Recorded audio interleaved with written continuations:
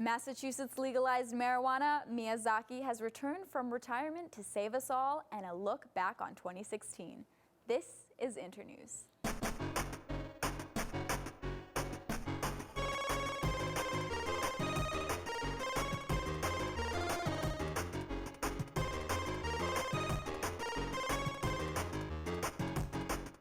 Hello and welcome to our final episode of Internews for this season. I'm your host, Kim Wilborn. Let's start off today with some good news that came out of the election this week. If Massachusetts and California hadn't already made it clear that they're some of the hippiest states or commonwealths in the nation, this week they proved it by legalizing recreational marijuana use, and morale has never been higher. Though these two states legalized it on the same day, it is unclear whether it was a joint effort. Okay, I'm done. But you have to admit, those puns were pretty dope. Either way, these new policies will be sure to bring in the green for the state. That is, the marijuana will be taxed and regulated heavily and used to fund government projects, like they have in Colorado with the school lunch program. Not that other way you were thinking. Okay, I'm done with the puns. These campaigns to legalize marijuana passed despite the best efforts of some anti-pot groups. Well, we're using the term best effort lightly because in Massachusetts, for example, this was the ad that was aired urging parents to vote no on the marijuana question. Question 4 would allow thousands of pot shops and marijuana operators throughout Massachusetts, in neighborhoods like yours. Shops that sell pot edibles that look like candy and high-potency marijuana. In pro-pot states, incidents of drugged driving and fatal car accidents are up. More pot shops than McDonald's and Starbucks combined. Higher potency, dangerous drivers. It's the reason health professionals are urging you to vote no on 4. Pretty realistic and persuasive if you ask me. I wonder why it didn't work. Next up, we have a pretty super story. Those upset about last Tuesday's results had something to look forward to this week with the upcoming of the supermoon. A phrase I just recently learned does not refer to the action of showing one's bare ass to a huge amount of people at once. According to NASA, the moon on Monday, the 14th, was the largest it will appear from Earth until the year 2034, which incidentally is also probably how long you're going to have to wait for this whole election mess to blow over.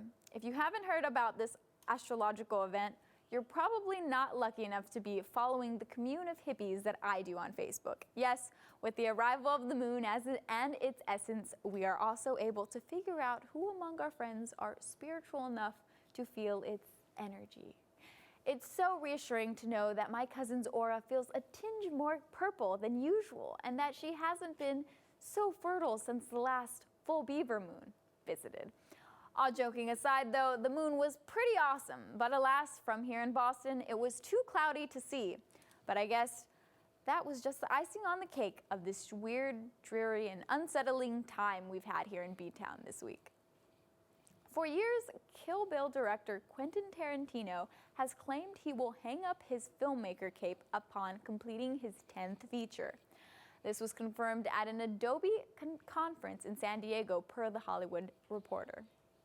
All right, there's a rumor that you plan to retire after making your 10th film. Mm-hmm. And I think you've made 8 so far. Right. So is that true? Yeah. So 2 more films? 2 more. That's all you have in you? And then drop the mic. Boom. Tell everybody, match that shit. Tarantino very well could be one of the many artists to cry wolf when it comes to retirement. This is a phenomenon we all know too well. Jay-Z, for example, touted the Black Album to be his final piece before retirement, but young Hov couldn't quit. His supposed retirement later led to more albums, tours, and some of the biggest hits of his career. Creative minds are like 18-year-old boys. You simply can't turn them off.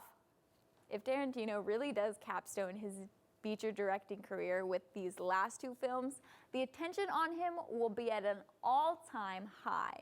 Let's be honest, it's a pretty great business move. Not only will it draw extra attention from industry eyes, it also ensures that fans will rapidly snatch up tickets like crazy to catch their last fix of Tarantino in his final 2 films in theaters. The director is already known for generating fanfare on his own, but that appeal, riding alongside the retirement hype train, will create a whole new Tarantino craze. Now, while Tarantino decides to start entering retirement, another one just can't stay in it. Studio Ghibli's Hayao Miyazaki emerges from retirement once again, his beard looking as majestic as ever. In a press conference, Miyazaki talked about a short film he has been working on called Kamushi no Boro, Boro the Caterpillar, which is to be done with CG animation. He describes this as a story of a tiny hairy caterpillar so tiny that it may be easily squished between your fingers. Miyazaki believes the film is lacking as a short and hopes to make it into a full-length feature by 2019. Miyazaki, I love you, but you creative types come out of retirement more often than a WWE wrestler's kicks come out just before a 3 count. Retirement has become another meaningless word like love and friend. For example, I might say I love working on this show and that I'm such good friends with one of our producers, Nate, but we both know that's not true. With all this talk of retirement, there's one guy we're going to miss more than Tarantino and Miyazaki combined. As the election came to a close last week, many came to the realization that they haven't beaten the Joe Biden memes to death yet. So let's go now to our meme queen, Nicole Luca, as she discusses the beautiful political figure that is our current VP. What's up, YouTube? It's Nicole Luca, for real this time. And oh my god. Well, this week, America elected a crypto-fascist alt-right Pepe meme as our president. And it's been pretty hard to escape the funk that's been looming over Emerson College. Farm living is the life for me. There's one bright spot of hope in this dark time, and it is a dank as hell development of Joe Biden. In this meme, if you've probably seen it, with Joe Biden's signature little dad smirk, he tries to convince Obama to play a bunch of pranks on Donnie Trump in his first days as president. So, if you want an example of these memes, there's some of these. Look at them, all of them. I would like all of them, except that one's done. And if you want to make your very own Joe Biden meme, we here at Internews have compiled a comprehensive guide on how to do it. All right, ready? Step 1, you just gotta go on the internet somewhere, preferably a place where you can search for things, and find a picture of Barack Obama and Joe Biden, preferably looking a little sneaky, a little devious, get the grins in there. Number 2, caption it with something that Joe Biden would say, something goofy like, hey Obama, let's shake it up. Goofier than that. Number 3, make Obama say something super stern and adulty like, no Joe, and then Joe just giggles from the side. Number 4, you're done. Get ready for your account to be verified. Just kidding. Everyone is doing these memes. You're not original at all. Isn't art fun? So anyway, after the development of this, I think it's a pretty nice meme for a troubling time. I'd rate it better than Mike Pence out of 10. But that's it for this week on it. Meme of the week. Back to you, Internews kids. Let's all admit it right now. We're not just going to mourn the loss of our country's political system on January 20th, but rather the loss of the best vice president the internet has had the pleasure of turning into a giant meme. Rest in peace, Joe Biden. You will always be in our hearts and our outdated memes. But let's stop mourning for a second and turn to our correspondent, Jessica Shortabani, who will help lift our spirits after the long week we've had recently. It's been quite a week, guys, quite a week. So we at Internews have decided that with all the craziness that's been happening recently, we feel we should help some of you make sense of the world. In these past weeks, some unthinkable things have occurred. The Chicago Cubs have won the World Series for the first time in over 100 years. Hayao Miyazaki of Studio Ghibli is coming out of retirement to make one final film. And lastly, Donald Trump, a reality TV star with no political experience, has just become the president-elect of the United States of America. Some of those things are better than others, and I don't want to say that these three events are related, but there's clearly some suspect stuff going down right now. Personally, I think all these ridiculous occurrences can only mean one thing. The fabric of the universe is coming apart, and the rules of the world don't apply anymore. I think that's the only logical place we can go from here. So here at Internews, we've come up with a few things you can do now that you can live without any consequences. The first thing is eat an entire jar of Nutella. Sure, yeah, calories have held you back in the past, but not today. In the world of November 2016, there's no way that calories count, because that would mean that things are normal, and Donald Trump is going to be president. Eat those feelings, live your life, and enjoy that Nutella. Drop out of school and become an alpaca farmer. So you'd always pictured yourself as some sort of hotshot executive because that's what everyone tells you you're supposed to be. That's all well and good, but you've always known that you wanted to spend some time in your hermitude with the wild and majestic alpaca, tending to its needs, combing its luxurious hair, telling it your secrets. Well, in November 2016, it's an option. Why bother playing by the rules when the rules don't matter anymore? Ditch that degree and get with your real passion. Remember, there will always be a market for alpaca wool. Confess your creepy feelings for Zac Efron to the world. We know you love him. Everyone loves him. Women, men, children, grandmothers, priests. But sometimes it can be a little scary to confess your true, overbearing, and downright obsessive feelings for this Adonis of a man. In the past, you may have been concerned about the restraining order his lawyers would eventually put on you. Not in November 2016. Clearly, the law doesn't matter anymore. Take advantage of this loophole and express your true love for Zac Efron. Who knows, maybe he feels the same way. Spend your entire life savings on a carnival ride. Ever feel like you're spinning out of control in an endless circle of despair with no end in sight? Well, now your nightmare can become a reality. Money was a problem of the past. However, November 2016 brings the feeling that your money will probably be valueless at some point soon and that your future plans could disappear any day. So make that terrible and irrational purchase. Treat yourself while you can. And lastly, but certainly not least, you could kidnap the Declaration of Independence. Nick Cage did it. It looked fun. You've always wanted to try it. Now's your time. Fly on down to DC and steal that declaration. Back before all this crazy stuff went down, you may have thought the film was a bit of a long shot, but in November 2016, security working in Washington have bigger fish to fry. They probably won't even notice if you stroll right in, snag that declaration, and take it home to look for clues. The Declaration of Independence probably won't even be a valid document in a few months, so you're in the clear. And now that we've helped put the world in perspective for you, let's discuss the only meme that internet could muster up after the election. First, there was a cinnamon challenge, and then the ice bucket challenge, and then there was the Running Man challenge, and don't even get me started on planking. But now it's been proven again that whenever someone says challenge, people all over the place hop right on board, no questions asked. And so the hashtag Mannequin Challenge was born. The challenge was originally done by some high schoolers around the end of October, but now everyone from Beyonce to CBS to sports teams have done it. Even Hillary Clinton made one to get out the vote. Well, even a dog did it too. My question now is, how did it take so long to come up with a challenge about not moving?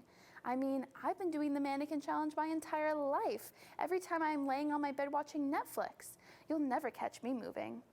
And for any of you dreading going home for the holidays because you're afraid of all that political talk, I'd suggest having your family try the Mannequin Challenge. Freezing in place is a sure way to get them to shut up. And for bonus points, offer to be the cameraman, but then accidentally mess up a few times so that you get the full effect of absolute family silence. It's a once-in-a-lifetime opportunity. Now, let's go back to Kim for even more on the Mannequin Challenge. Thank you, Jessica. You really gave us some great ideas for how to take advantage of our world now. But we're not quite done with the Mannequin Challenge. Let's go to our woman on the street, Maddie Crichton, who went out on the streets of Boston to get some of the best mannequin impersonations Emerson College had to offer. Hey everyone, Maddie Creighton here for Internews. We're hitting the crumbling halls of the Little Building to ask people what they know about the Mannequin Challenge, which you may know from those Facebook videos you see where people stay mysteriously frozen. You know, kind of like they're mannequins. So let's see what people have to say. Have you seen the Mannequin Challenge? Some of those are really cool, actually. Like, they have ones where they'll change each time. Like the Trapped in the Closet one with King Karan. Check that out on Instagram, but it's so nice. So far, I haven't seen that much of it. I've seen a couple of clips on social media. It seems really interesting. It's odd, like I don't really understand the point of it. I wonder where it was like birthed. Who started this? I absolutely have seen the Mannequin Challenge. At this point, it would be impossible for you to have not seen this Mannequin Challenge. What do you think of it? I think it's kind of funny, but I feel like it'll definitely get old pretty soon. Yeah, kind of like the Harlem Shake. Yes. So if you were in the Mannequin Challenge, what would your pose be? I might go for something like a Usain Bolt type of thing. Oh, that's pretty fun. Like a lightning thing, yeah. Like a lightning maybe thing. Something like that. I'll probably like mid-hit them folks, like right here. That's a good one. That's a good one. My balance would, give me much success in this challenge.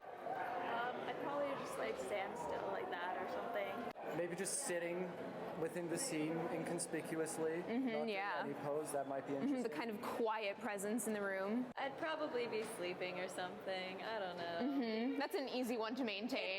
Yeah. I guess the first pose that comes to mind is... Wow, a very dramatic but simple effect. The simplest way, I don't know. The easiest way to stand still, so that way you don't mess it up for everybody. Something simple that I don't get tired. A Tebow? That's a power pose. That is a power pose, yeah. You can't trust anybody to stay still here, because everyone always wants to be like, you'd see someone moving, like, am I in the shot? Am I in the shot? And they would, yeah, exactly. Oh my God, there'd be a dabber. Oh, no. Unpredictable nature of these Emersonians. I know. Yeah. That's what everyone at Emerson thinks. What do you think? From the streets of Emerson College, I'm Maddie Creighton. Wow, they sure did a great mannequin impression, but we here at Internews think we can one-up them a bit. So with that said, get ready for the Internews Crew Mannequin Challenge.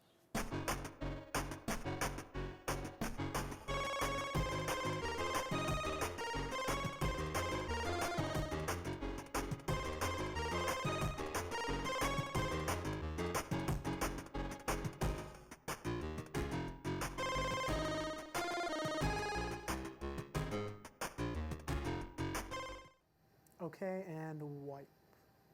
Cure.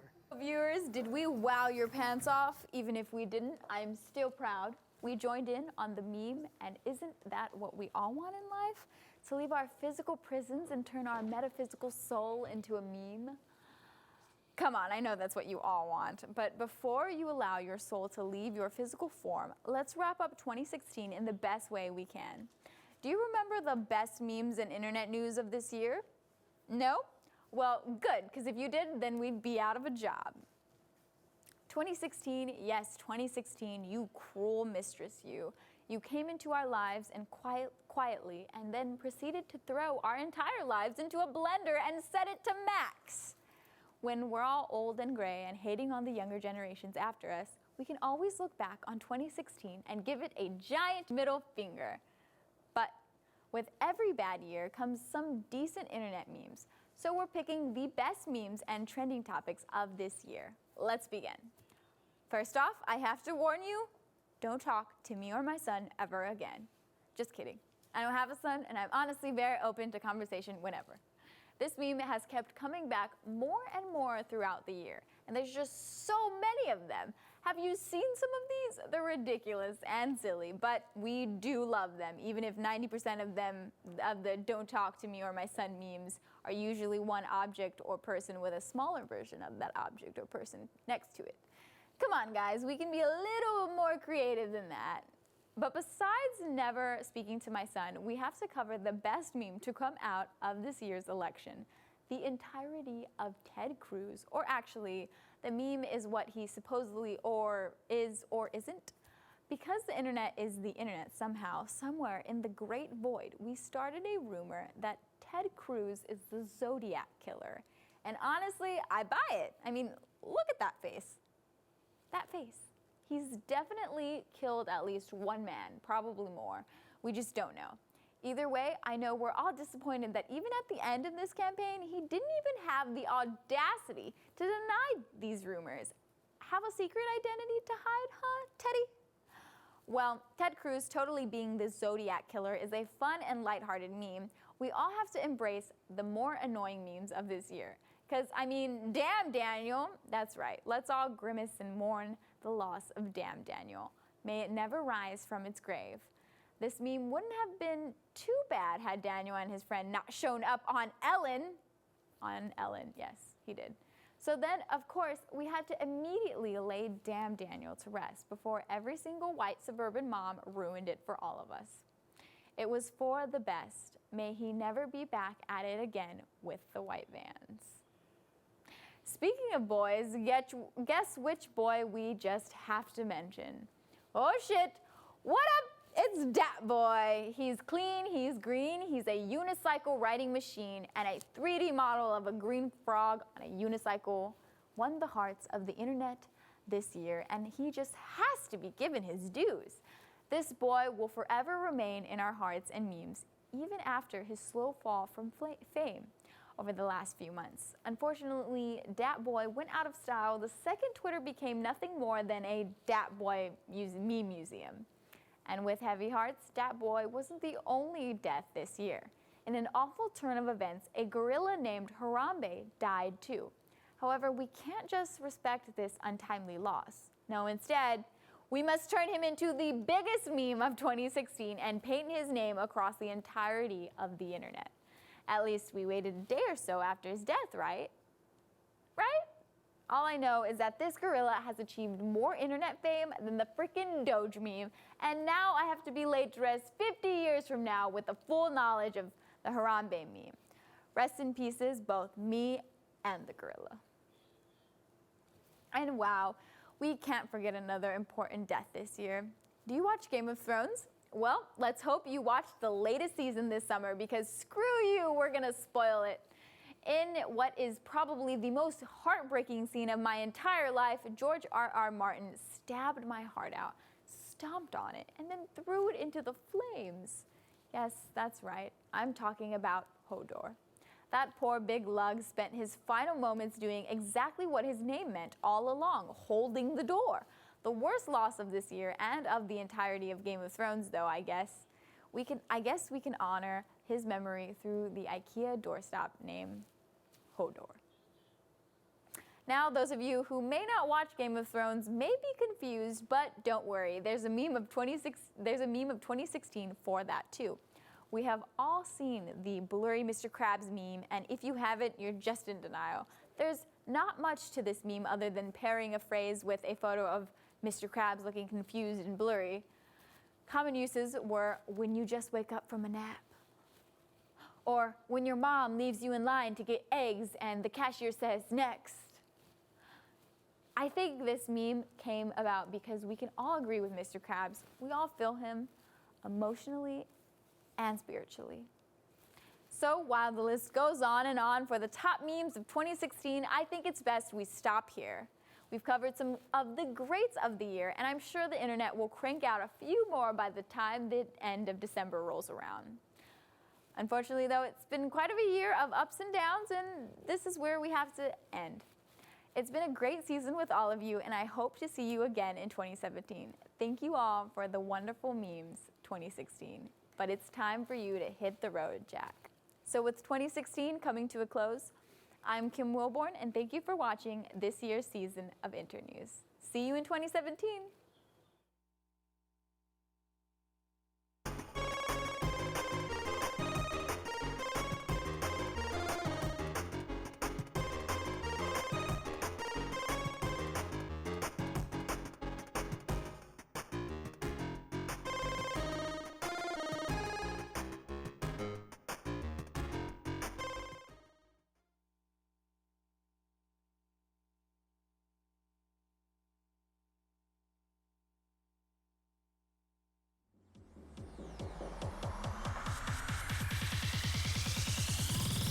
Get this game started!